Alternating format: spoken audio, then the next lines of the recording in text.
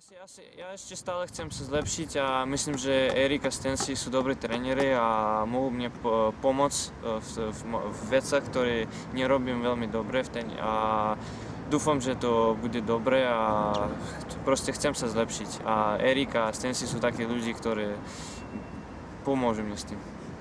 Ako si sa dozvedel o akadémii?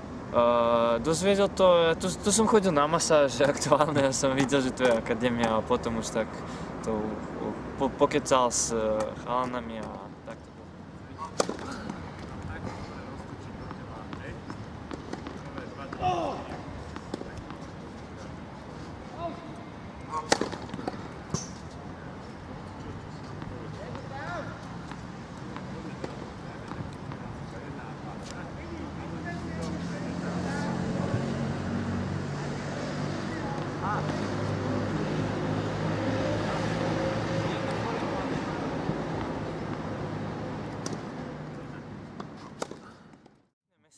Veľmi pekno, dobre na tenis, dobre na šport a dobrá lokalita v Európe, všade sú turnaje veľmi blízko, všade môžeš ísť autom a super, mne to páči veľmi.